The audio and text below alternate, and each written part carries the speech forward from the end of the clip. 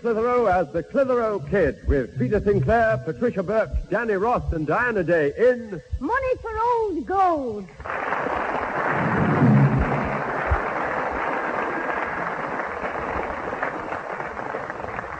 Oh, Ma'am, all I did was go in the front room looking for my post office savings book. I must have opened the wrong drawer. Yes, my drawer. And you threw everything all over the floor. The place was like a pigsty. You must have felt at home. What? I didn't know she was in, at home, when I opened the drawer. Now listen to me. Susan said she caught you prying into a post office book. I wasn't. When I looked in the drawer, the book accidentally fell out. Open. Went right into my hand. You'll have to think of a better one than that.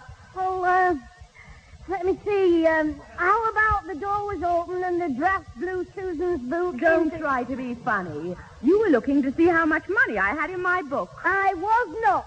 I don't care if you've got £25 in the post office. But I haven't got £25 in the post office. No, but I have. He's been in my drawer as well. Oh, sorry, Ma'am. Was yours the one with the hymn book and the postal bingo slip? Oh, you're asking for it, my lad. It's a wonder you haven't been looking in my savings book. I don't know where you keep it. What? I don't know where you keep mine. Look, it's in that little drawer there. Oh, my own drawer? My own little drawer? Isn't that nice? I think I'll call it Herbert. Now, listen here, my lad. This is my last warning. If you don't want real trouble on your hands, you'll do something about this poking and prying into drawers. Oh, I will, Grandad. I'll stick a little notice on mine. Jim's drawer, private. Keep your big coats out.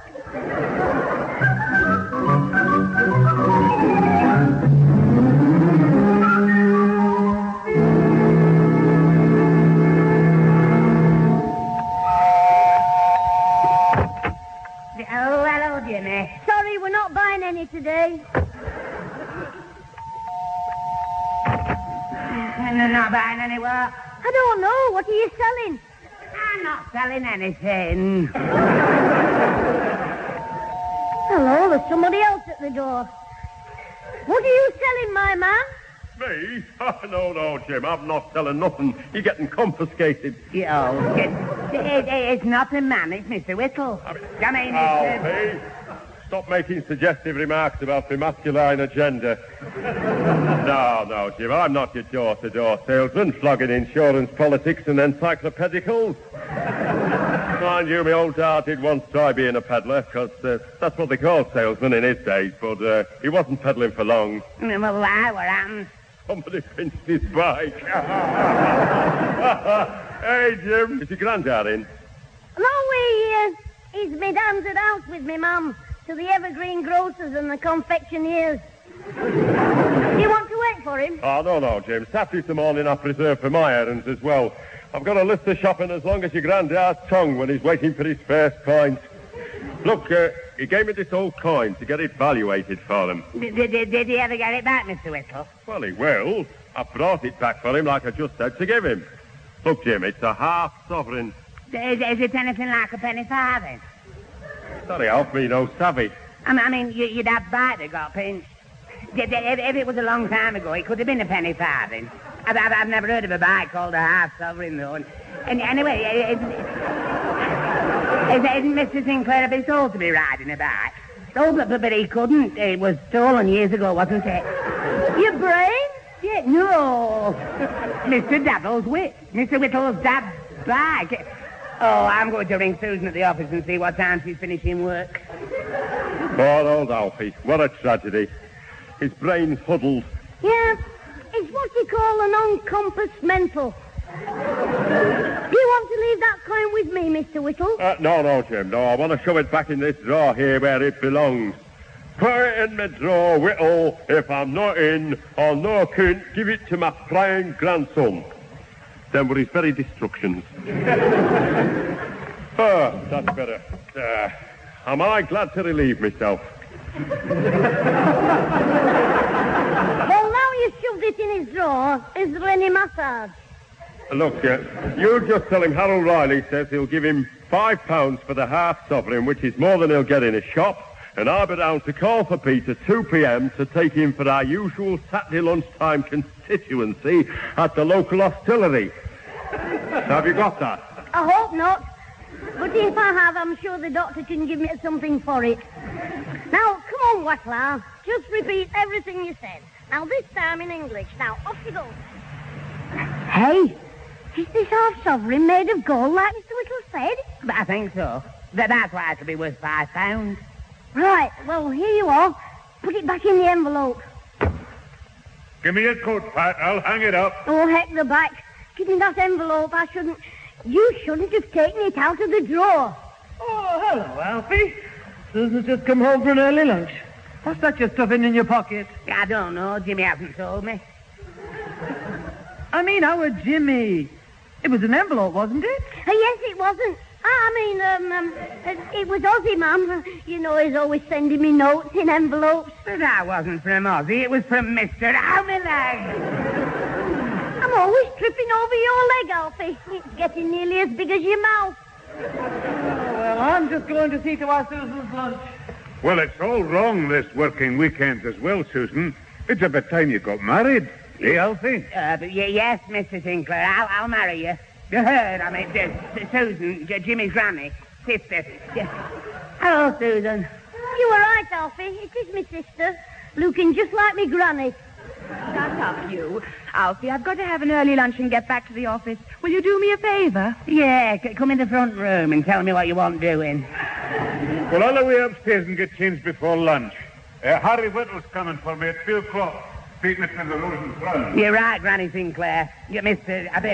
What do you want, Susan? These youth club bills in my handbag. I promised to leave them at the vicarage this morning. The vicar's seeing the accountant at noon. Now I've got to get straight back to work. Would you take them for me? Yes, Susan. I'll go right away on my back. I'll come with you, Alfie. I want to see the vicar as well, about me joining the church choir. I don't be Jack. You were in the choir before, and the vicar said you were awful. I know, that's why I want to see him again about it. He might pay me 10 pence to forget the idea.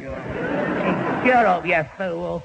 I'll have to see you later, beloved. I've just told you, sweetheart, I'm coming with you. Get lost, Menace. Now, sister dear, don't get all this up. If you do, you'll steam your eyelashes off. Oh, he is rude. And look at the state he's left this room in. I'd better tidy it up while Mother's making my lunch. I think I'll start with the floor and work my way up.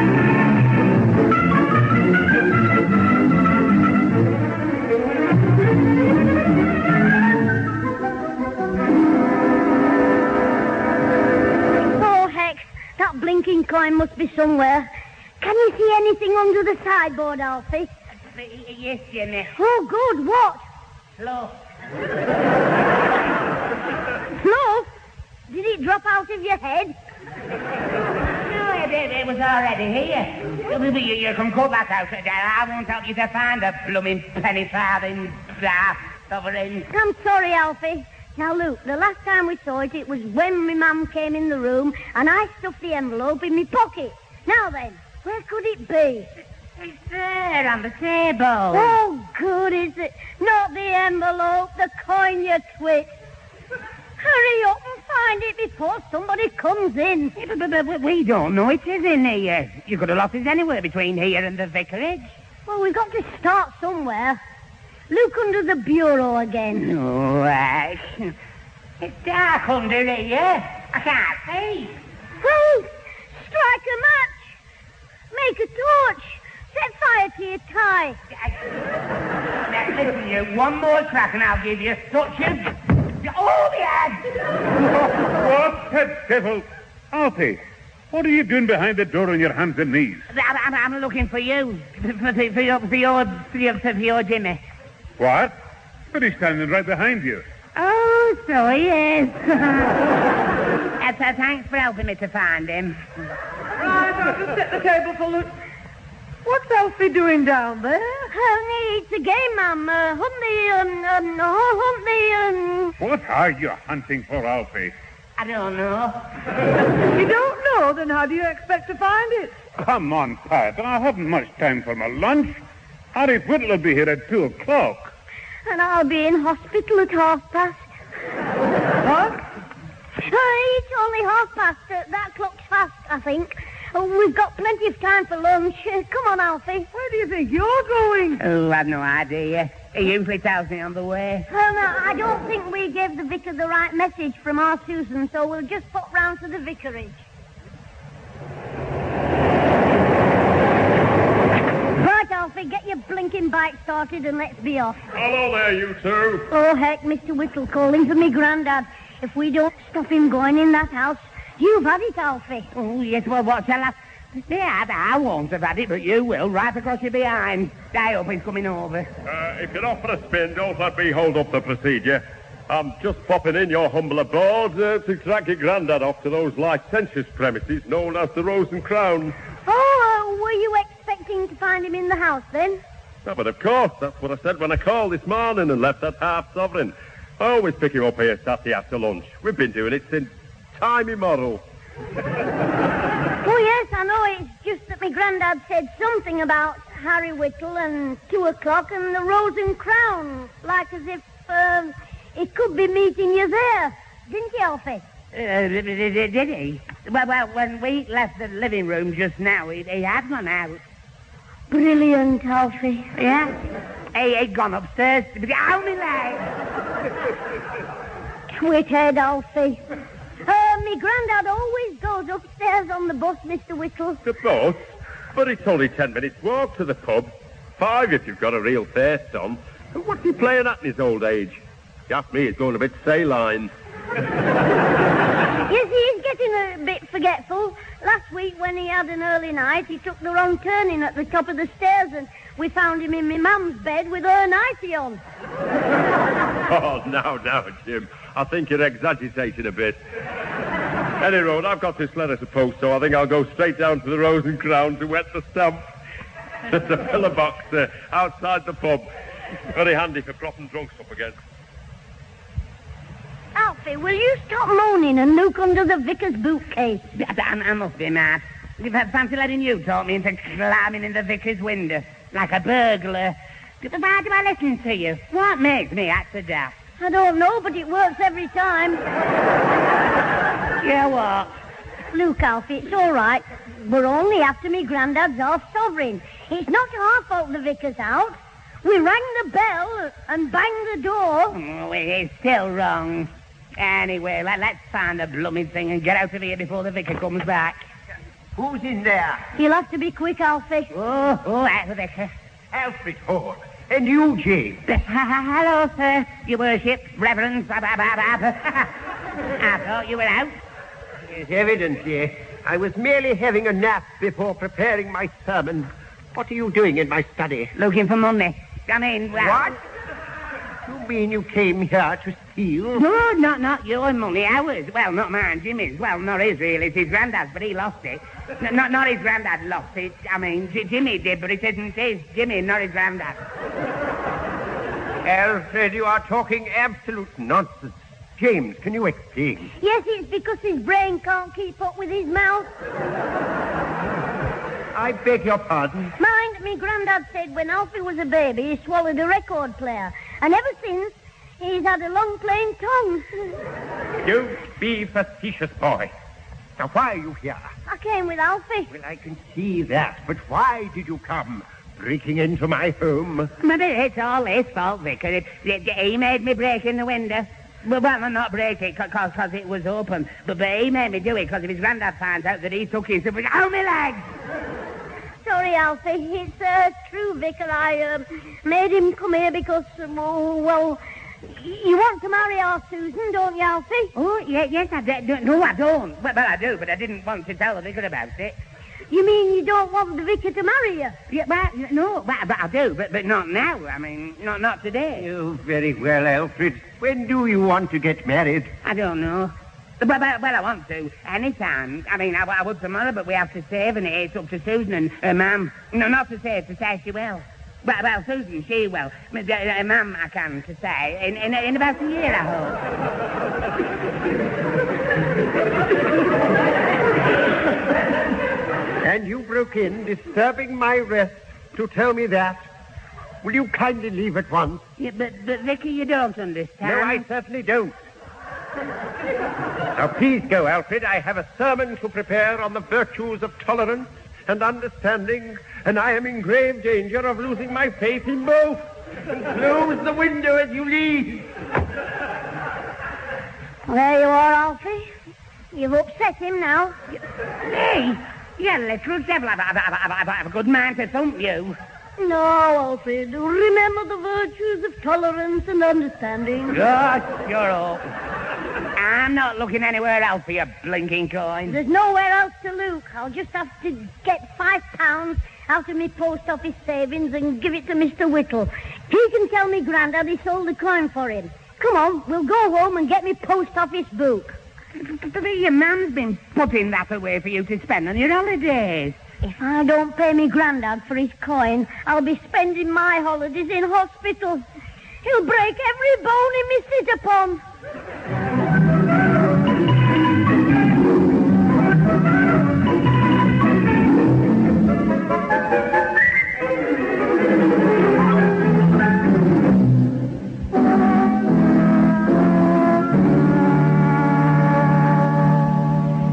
Is that cloak right, Pat? Yes, Father, it's 2:30. I don't understand where Whittle can have got to.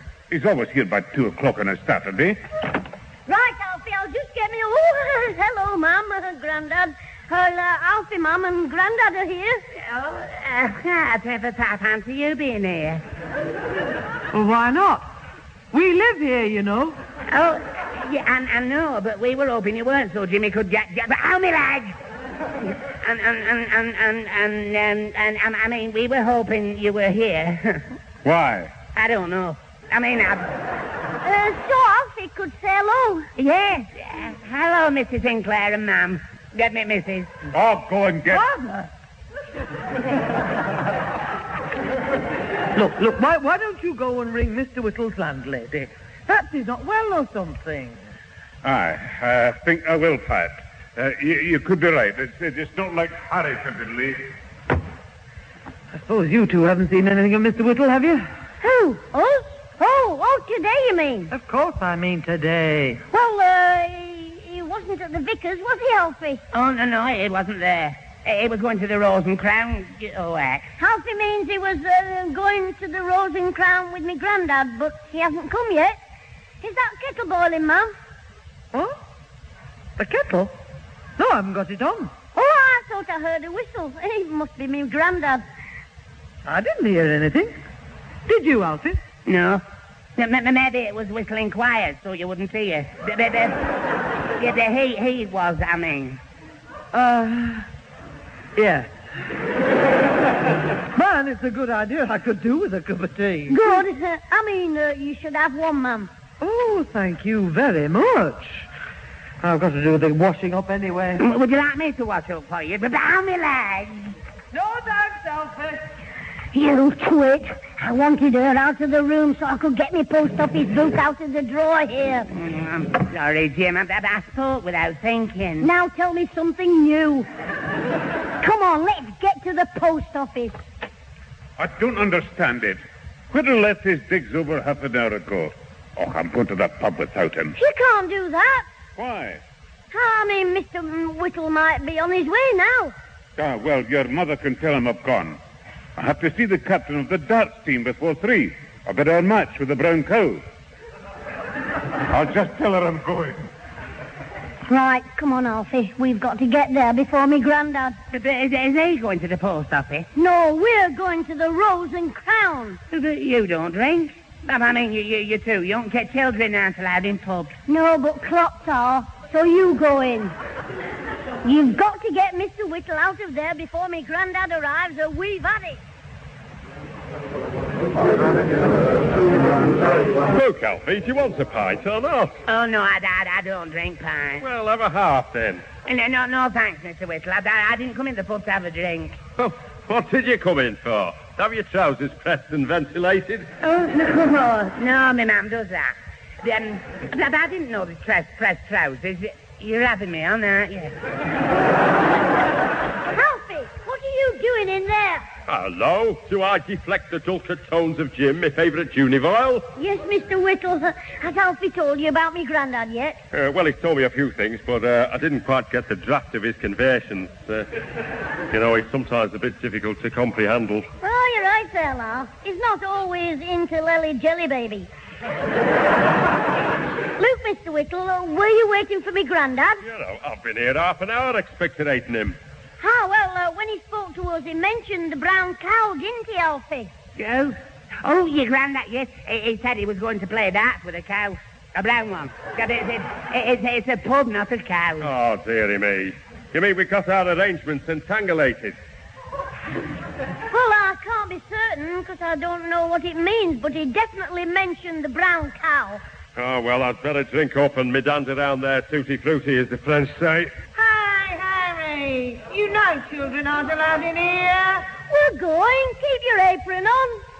What does he want here? A double lemonade and one for Alfie, with water in his. You can't drink lemonade in the bar. Well, give us a pint of whiskey and 2 straws. Come on, Alfie, let's get to the post office before they run out of money. Ta-ra, Mr. Whittle.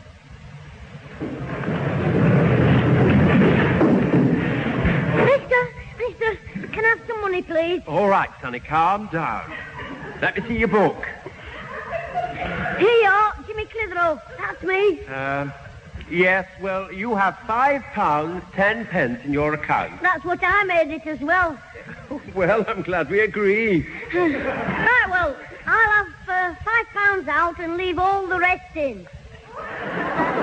You sure you want to leave the whole 10 pence in? Yes, because my mum said if I leave money in the post office, you give me more money. Yes, we give you interest.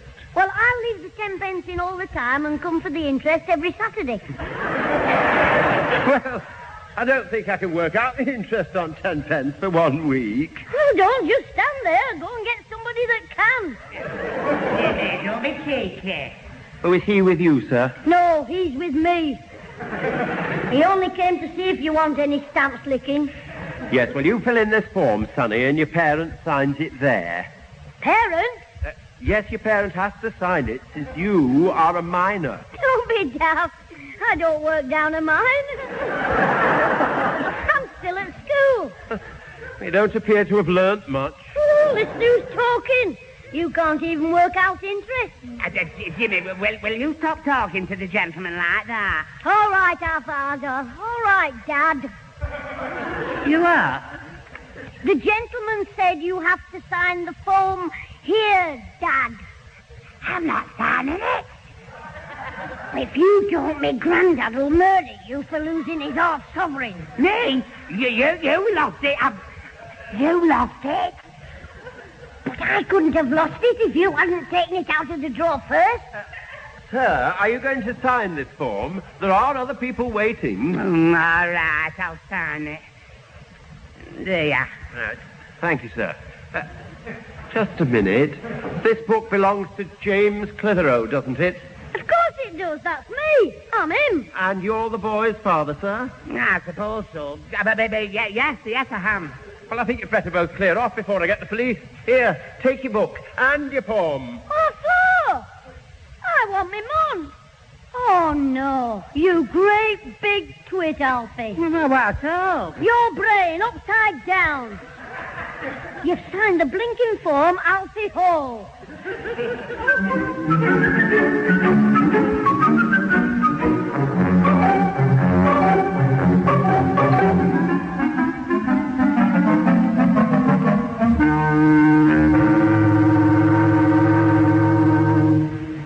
For the last time, I'm not giving you £5, Jimmy Clitheroe. The vicar thinks I'm getting married, Mr. Whittle thinks I'm a boozer, and the post office man said I'm a criminal. Yes, but I like you, Alfie. Even if you are a boozy criminal. I'll thump you. I wouldn't give you 5 rotten pence. There. Here's the lying young hound, Harry. Oh, hello, Grandad. Hello. Alfie's taking me for a run on his bike to the Isle of Man. The only place you're going is bed. And you'll be sleeping on your stomach when I've finished with you. Oh, no, Pete. This is England, where you're premused innocent until you're provocated guilty. Give the lad a chance to speak. He might have a perfectly good explanation. That's right, Mr. Whittle. Well, nearly. Give me a chance, Grandad. And 10 minutes start. You lied to me, and you lied to Harry. No, I didn't lie, Grandad. I just forgot to tell the truth. That's right, Mr. Sinclair. No, not forgot, but what he said was true. It was what he didn't say that was a lie. I mean, he told lies without speaking. But no, not told them. They didn't tell them lies. I mean, he told the truth, but that was a lie, because he wasn't telling the lies. But no, I mean... Pete. Belt up before you tie your tongue in a knot. Now, look, Jim, just hand over your granddad's half-sovereign, and I'm sure he'll glass over your prefabrications. I can't. I've lost it. What? I'm sorry, Grandad. I was only looking at it, and I must have dropped it somewhere. That does it. Not only lying, but taking other people's property as well. I'll skin the hide off of you. Father, what's all the shouting for? It sounds like a rugby match. Yes, and I knew who's going to be kicked over the crossbar. I'm sorry, Pat, but this wee devil got my half-sovereign from Harry, and he's lost it. Oh, just a minute, Grandad. Excuse me, Mother, while I open that drawer. Is this your coin, Grandad? Aye, that's it, Susan. I found it on the floor here when I tied it up at lunchtime. Well, of all the rotten... To think of the trouble I've had, and it's all your fault, scraggy neck. You cheeky monkey. And you were going to murder me, Grandad. Well, I didn't lose your mouldy coin, so I'll accept your apology and 10 pence. You'll accept my slipper across your backside. What? You still lied. You still disobeyed me. You took my property. And you want 10 pence and an apology? Forget the apology, Grandad. The 10 pence will do. Grandad, no, don't. I'm only kidding. It was Alfie who took it out of the drawer. Get out. Help, ma'am. Alfie, somebody, anybody, help.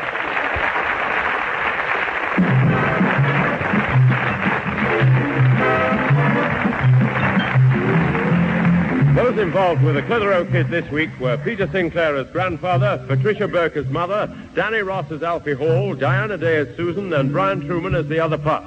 The program was written by James Casey and Frank Roscoe, produced by James Casey, and starred Jimmy Clitheroe as the kid himself.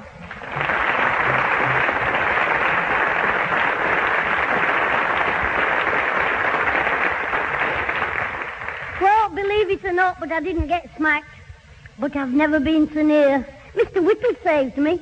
Just as me Grandad pulled me across his knee, Mr. Whittle said he ought to smack Alfie as well. He said, after all, Pete, Alfie did take the coin out of the drawer. He's what the legulistic paternity call unnecessary after the fact.